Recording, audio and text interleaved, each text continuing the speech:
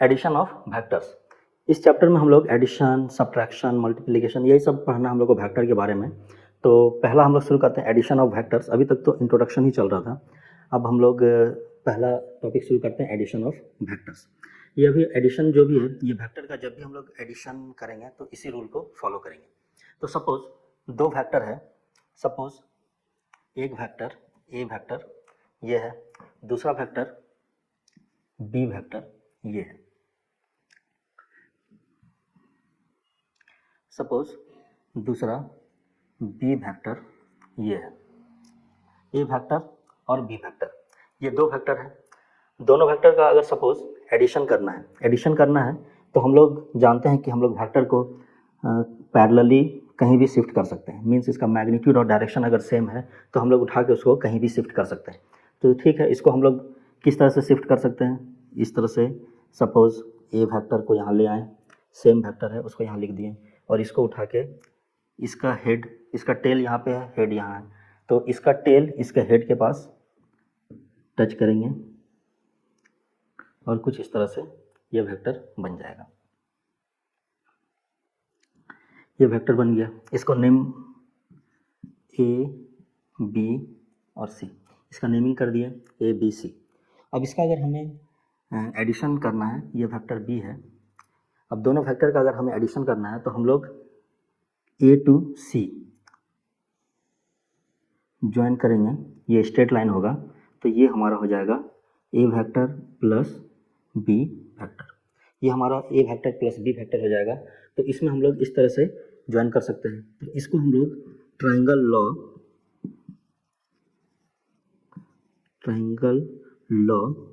Of vector addition, triangle law of vector addition भी बोलते हैं, क्योंकि इसमें जब भी एडिशन करते हैं तो एक ट्राइंगल हम लोग ड्रॉ करेंगे, उसके बाद इसको ऐड करेंगे, वही ट्राइंगल इसका फाइनल रिजल्ट बताएगा। दो अगर वेक्टर है तो इसका फाइनल रिजल्ट ये ए प्लस बी देगा।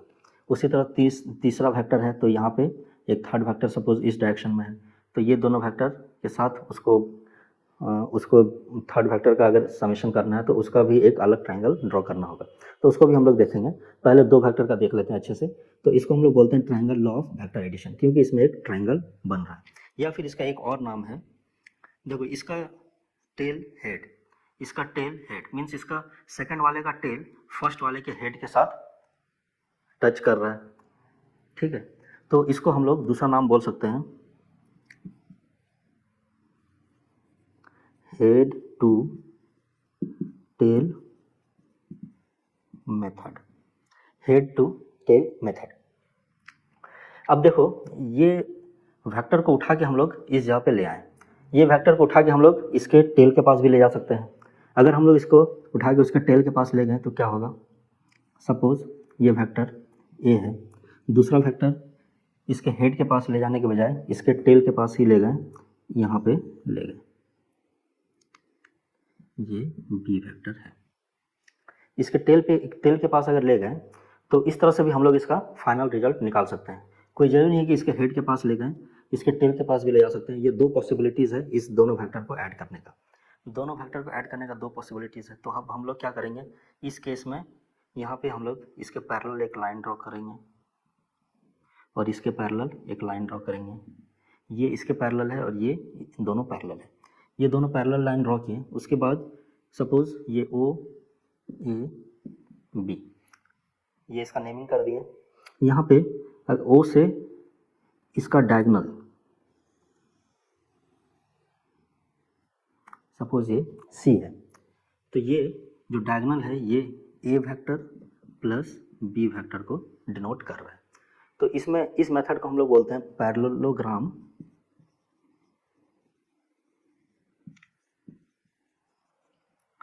Law of vector addition, parallelogram law of vector addition. या फिर इसका दूसरा भी नाम है, क्योंकि इसमें दो पैरेललोग्राम बन रहा है, जब इस मेथड को जब हम लोग यूज़ करेंगे तो पैरेललोग्राम हर बार बनाना पड़ेगा। इसमें देखो इसके हेड में ज्वाइन हो रहा है इसका टेल, इसमें दोनों का टेल ज्वाइन हो रहा है, ओ ए वेक्टर और बी वेक्टर दोनों का टेल एक साथ ज्वाइन हो रहा है, तो इसको बोलेंगे टेल टू टेल मेथड। इसका दूसरा नाम है टेल टू टेल मेथड। एक triangle law of vector addition है, दूसरा parallelogram law of vector addition है। इसको हेड टू टेल मेथड से भी जानते हैं, इसको टेल टू टेल मेथड से भी हम लोग जानते हैं। तो ये दो मेथड है वेक्टर को ऐड करने का, ठीक है। इसको ड्रॉ कर लो, क्योंकि इसी के बेस्ड हम लोग आगे अब पढ़ेंगे वेक्टर एडिशन। सपोज हम लोगों के पास ये एक और बी दो वेक्टर है, इन दोनों वेक्टर को हम लोगों को सब्ट्रैक्ट करना है। सब्ट्रैक्ट करना है तो हम लोग ए वेक्टर माइनस बी वेक्टर लिख सकते हैं। अगर दोनों का सब्ट्रैक्शन करना है तो इसको हम लोग दूसरे तरीके से लिख सकते हैं, A vector plus minus of B vector. इस तरीके से भी हम लोग लिख सकते हैं। इसका मतलब है कि अगर सब्ट्रैक्शन करना है तो वो भी एक एडिशन का ही है, सिर्फ हम लोगों को वेक्टर को नेगेटिव वेक्टर ले लेना होगा। तो अगर सपोज ए और बी वेक्टर गिवन है तो हम लोग इसका नेगेटिव वेक्टर क्या होगा, बी वेक्टर इस डायरेक्शन में है तो इसका नेगेटिव वेक्टर ये माइनस बी वेक्टर इस डायरेक्शन में होगा। सेम दोनों पैरेलल होगा, मैग्नीट्यूड सेम होगा, बट सिर्फ और सिर्फ इसका डायरेक्शन अपोजिट होगा। तो ये ए माइनस बी वेक्टर हो गया। अब इसको हम लोग ट्रायंगल लॉ में देखते हैं फिट करके। तो यहाँ पे ये हो गया ए वेक्टर, अब ये बी वेक्टर इसके हेड से इसका टेल मैच करेगा, यहाँ पे आ गया ये माइनस बी वेक्टर, ये माइनस बी वेक्टर है। और इस वेक्टर को हम लोग यहाँ से ज्वाइन करेंगे, यहाँ से ज्वाइन करेंगे तो ये आ गया हम लोगों का फाइनल वेक्टर। ये ए बी सी है, तो ये ए सी जो रिप्रेजेंट कर रहा है वो रिप्रेजेंट कर रहा है दोनों का ए vector minus B vector. A vector minus B vector को ये रिप्रेजेंट कर रहा है बाय ट्रायंगल लॉ। और इसका दूसरा नाम क्या है, हेड टू टेल मेथड। दूसरा पैरेललोग्राम लॉ में भी देखते हैं। पैरेललोग्राम लॉ में भी ये ए वेक्टर है। पैरेललोग्राम लॉ में क्या करते हैं, पहला वेक्टर और दूसरा वेक्टर दोनों का टेल को ज्वाइन करते हैं। टेल मीन्स पहला का टेल दूसरे का टेल, यहाँ पे आ गया, ये हो गया minus B vector. B vector उसका माइनस हो गया, ये माइनस बी वेक्टर। अब हम लोगों को क्या करना है, इस वेक्टर के इसके पैरेलल में यहाँ से हम लोग ड्रॉ करेंगे और इसके पैरेलल में यहाँ से हम लोग एक लाइन को ड्रॉ करेंगे। जिस जगह पे ये मैच करेगा वहाँ पे सेम टेल से ही एक लाइन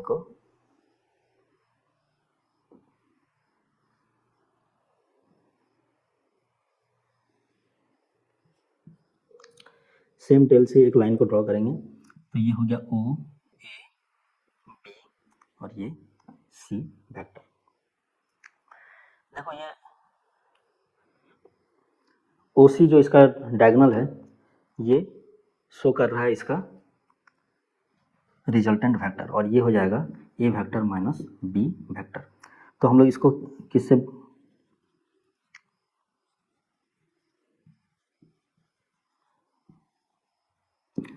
पैरेललोग्राम लॉ से ये इस तरह से डायग्राम बनेगा।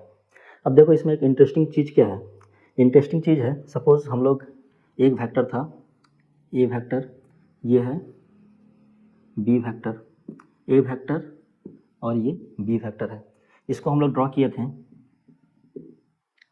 इस तरह से, और इसके पैरेलल में ये सपोज ये ओ है, ये ए बी और सी। तो ओ सी डायगोनल जो है इसका शो कर रहा है ए वेक्टर प्लस बी वेक्टर को। ओ सी डायगोनल इसका ए वेक्टर प्लस बी वेक्टर को है।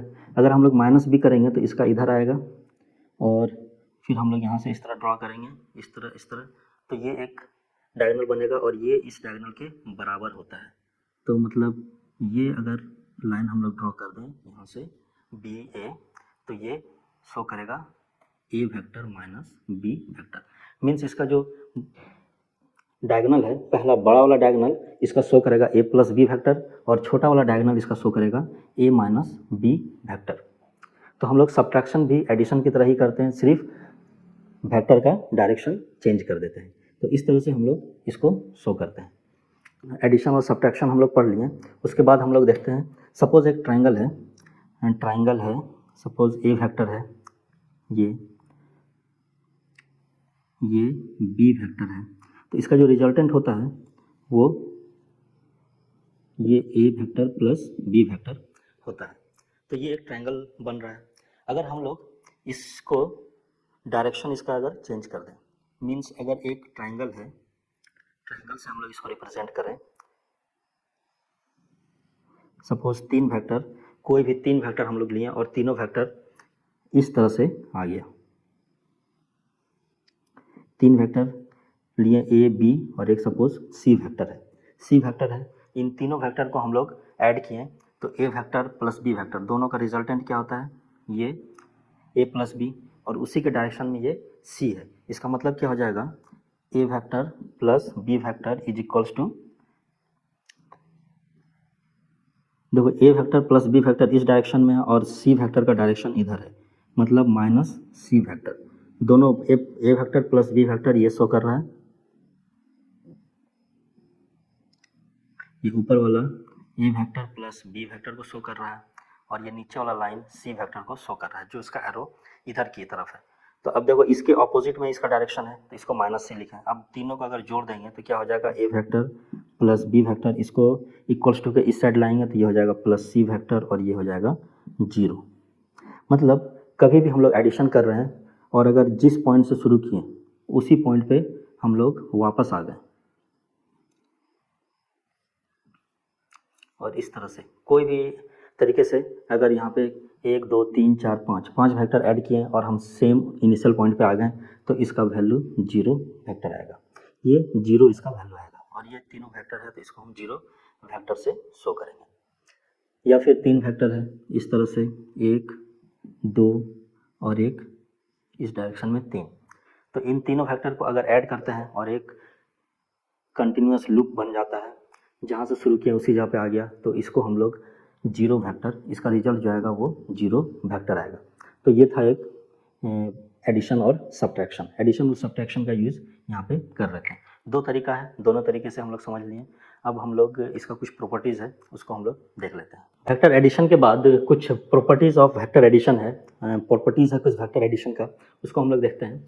तो सपोज 2 वेक्टर है, फॉर 2 वेक्टर, पहला प्रॉपर्टी है for any 2 vectors, for any 2 vectors, अगर कोई 2 वेक्टर हैं तो vector A plus vector B करें या पहले plus vector B plus vector A करें, इसका आगे पीछे ऑर्डर होने से कोई भी फर्क नहीं पड़ता है।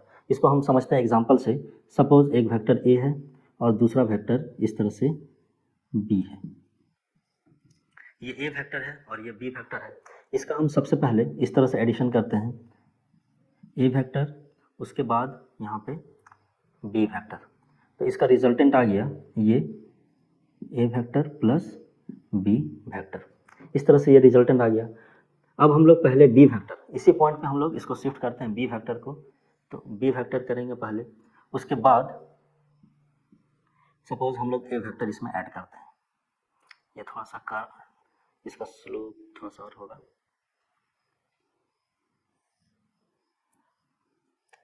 ये बी वेक्टर हो गया और ये ए वेक्टर, ये बी वेक्टर हो गया और ये ए वेक्टर हो गया। अब देखो बी वेक्टर प्लस ए वेक्टर, इसका भी फाइनल ए प्लस बी आएगा, मीन्स ए प्लस बी करो या बी प्लस ए करो, दोनों का रिजल्ट सेम आने वाला है, तो इसका ऑर्डर से कोई भी फर्क नहीं पड़ता है। दूसरा प्रॉपर्टी है फॉर एनी 3 वेक्टर्स, अगर कोई 3 वेक्टर है ए बी सी, तो हम लोग लिख सकते हैं A vector plus B vector plus C vector is equals to A vector plus B vector plus C vector. इसका मतलब क्या हुआ कि ब्रैकेट के अंदर जो होता है वो टर्म हम लोग उसका ऑपरेशन पहले ज़्यादा ब्रैकेट के अंदर जो होता है उसका सबसे पहले हम लोग एडिशन करते हैं, ब्रैकेट के बाहर जो होता है उसका एडिशन हम लोग उसके बाद करते हैं। तो हम लोग यहाँ पे ए प्लस बी को पहले ऐड करेंगे फिर सी को ऐड करेंगे। सपोज 3 वेक्टर है, ए वेक्टर बी वेक्टर और ये सी वेक्टर, तीन वेक्टर है, तीनों का एडिशन करना है, तो हम सबसे पहले ए और बी का एडिशन करेंगे। तो ए वेक्टर प्लस बी वेक्टर, तो इसका रिजल्ट ये आ गया ए वेक्टर प्लस बी वेक्टर। और उसके बाद हम यहाँ पे सी वेक्टर इसी के हेड में ज्वाइन करेंगे, तो ए प्लस बी प्लस सी, तो ये इसका फाइनल हो जाएगा ए plus B plus C vector, ये फाइनल आया। अब हम लोग पहले बी प्लस सी कर लें, तो पहले बी प्लस सी का एडिशन करेंगे, तो कुछ इस तरह से होगा बी वेक्टर, फिर उसके बाद सी वेक्टर, ये बी वेक्टर फिर सी वेक्टर, तो ये आ गया B vector plus C vector, ये आ गया। अब इसमें हम लोग ए वेक्टर ऐड करेंगे, ए वेक्टर ऐड करेंगे तो कुछ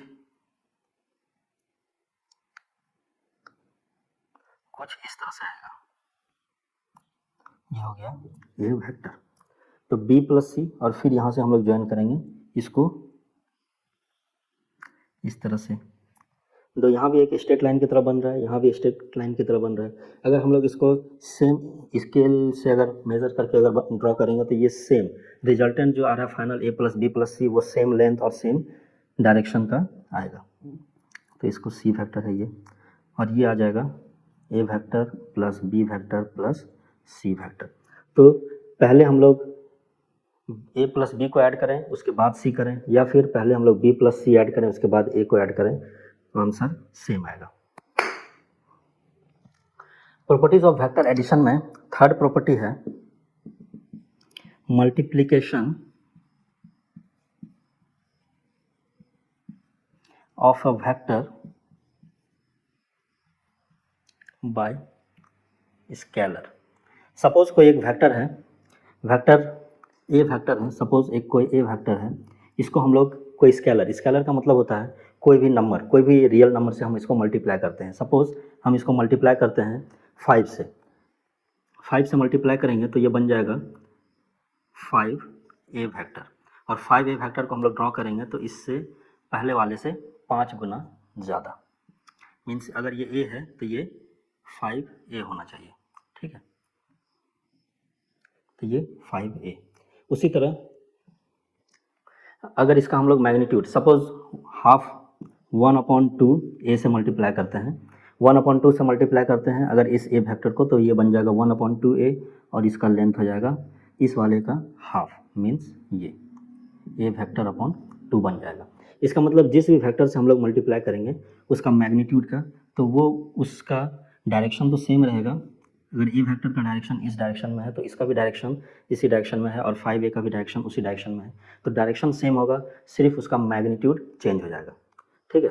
सेकंड है अगर ये मीन्स स्केलर क्वांटिटी पॉजिटिव है, अगर ए वेक्टर है तो सपोज 3a हो गया, अगर पॉजिटिव है तो इसका भी डायरेक्शन सेम होगा, ये 3a वेक्टर इसी डायरेक्शन में होगा। अगर ये नेगेटिव हो जाएगा तो हम लोग इसको लिखेंगे -3a,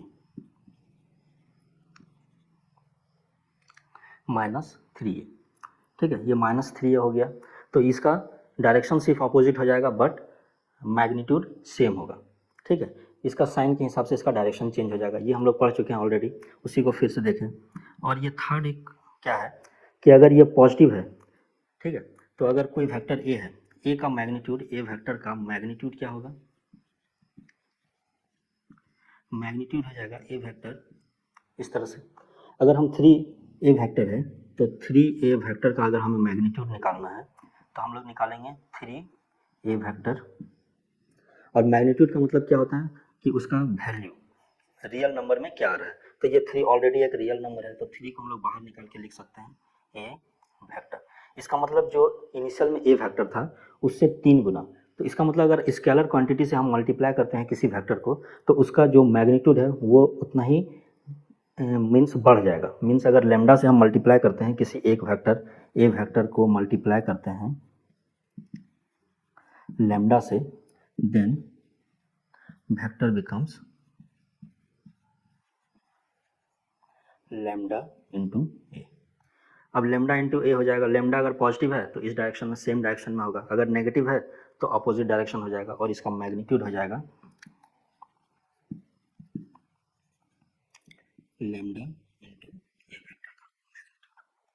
लेमडा इंटू ए वेक्टर का मैग्नीट्यूड। इस तरह से हम लोग मल्टीप्लिकेशन ऑफ वेक्टर करते हैं। इसमें हम लोग एक सॉल्यूशन ऑफ ट्रायंगल जब हम ट्रिग्नोमेट्री की बात पढ़ते हैं तो उसी का यूज़ करके हम लोग ट्रायंगल लॉ से इस वेक्टर का फाइनल सॉल्यूशन निकालेंगे। हम लोग क्या पढ़ते हैं उसमें, उसको देख लेते हैं, एक बार रिवीजन करते लेते हैं। साइन रूल और कोसाइन रूल। सपोज एक ट्रायंगल है, ये ए बी सी, ये एंगल सपोज थीटा ए है, ये थीटा बी और ये एंगल सपोज थीटा सी है। तो हम लोग साइन रूल से क्या करते हैं, साइन रूल क्या बताता है हम लोगों को, साइन रूल हम लोगों को बताता है साइन ए, साइन थीटा ए अपॉन ए। ए मतलब ए के साइड अपोजिट साइड में जो होगा वो इसका मैग्नीट्यूड को ए से डिनोट कर रहे हैं, बी के अपोजिट साइड में है वो इसका मैग्नीट्यूड है और सी के अपोजिट साइड में है वो इसका मैग्नीट्यूड है। मैग्नीट्यूड मतलब ये लेंथ, ठीक है। तो ये ए, उसी तरह sine theta B upon B is equals to sine theta C upon C. और दूसरा रूल है कोसाइन रूल। कोसाइन रूल इसमें क्या होता है, A square is equals to B square plus C square minus 2bc cos theta A. B square is equals to C square plus A square minus 2ac cos theta B. या फिर third है C square is equals to A square plus B square minus 2ab cos theta C. ये तीन rule है, sine rule और cosine rule. ये sine rule और cosine rule, इन दोनों रूल्स का यूज करके हम लोग जो भी अननोन है उसका वैल्यू फाइंड आउट करेंगे। सपोज साइड ए का लेंथ हम लोग को फाइंड आउट करना है और बी सी दोनों का लेंथ मालूम है और ये एंगल थीटा ए मालूम है, तो हम लोग ए का लेंथ इस कोसाइन रूल का यूज़ करके फाइंड आउट करेंगे। ये तो एक्चुअली मीन्स एनसीईआरटी में अभी यूज नहीं होने वाला है, बट ये फिजिक्स का जब भी हम लोग क्वेश्चन सॉल्व करेंगे तो हम लोग इसी रूल का यूज़ करेंगे वेक्टर का जो अननोन क्वांटिटी है उसका फाइंड आउट, उसका वैल्यू फाइंड आउट करने के लिए। सपोज इस तरह का ट्रायंगल हम लोग बना सकें जो वेक्टर गिवन है उसके हेल्प से, तो हम लोग ये रूल यूज़ करके उसका और जो भी अननोन वैल्यू है वो हम लोग फाइंड आउट कर सकते हैं। ये बहुत इंपॉर्टेंट है, इसको साथ में लिख लो। ये हम लोग एक्चुअली सॉल्यूशन ऑफ ट्रायंगल्स में पढ़ेंगे, ठीक है। तो इसके बाद हम लोग नेक्स्ट देखते हैं